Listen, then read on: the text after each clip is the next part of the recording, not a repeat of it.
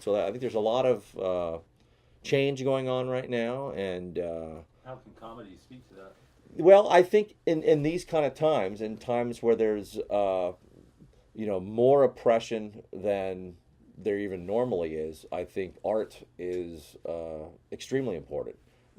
And Why?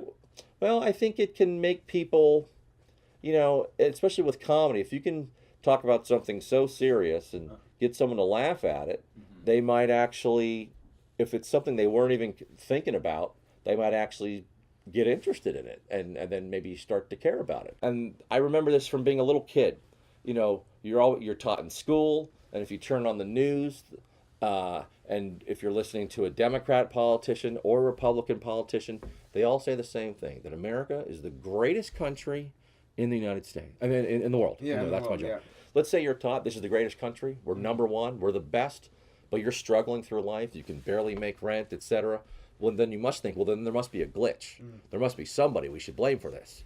Yeah. So people get taught, oh, it's those immigrants. That's who's messed up the country. Otherwise, we'd be perfect. Or it's these people. It's those people.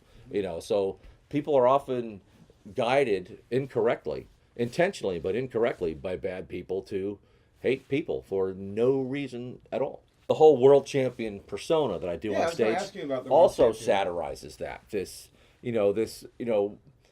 Not just our country, many countries, this narcissism, this always gloating and bragging about yourself, and that's part of what it comments on.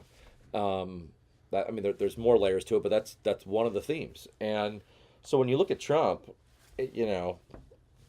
that's probably the most extreme example of a narcissist. So it's not, and hate and all these things, and those are things that exist in our country. I think many people go through life trying to think that, oh, we don't have these ugly sides, but you do, and if you don't acknowledge it, you can't fix it. You can't make it better. So the world champion is a champion of and for the world and for the rights Oh, I of see. all the humans and animals and plants and atmosphere and water that are in and on the world. Oh, so it's like you're flipping it on its head. It's like an environmental. Yeah, so it's kind of both. Fine. Yeah, so You it's a know, little no. Barbie doll, and I take her to, Black Lives Matter protests, anti-nuclear war North Korea protests, and it's kind of a way. I find the mainstream media in general hates protests.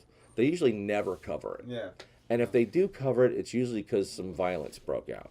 So one thing is to, with the activist Barbie, use a little humor and get people to take her to the protests and get people to see, like, okay, well, this looks different than what I saw in the news, and maybe this would be good to go to. And then the other angle of activist Barbie is that it's about sticking up for people and fighting for people's rights who may not look exactly like you. For example, if only black people are fighting for the oppression of black people, the chances of progress getting made is very small. Everyone needs to stick up for everyone.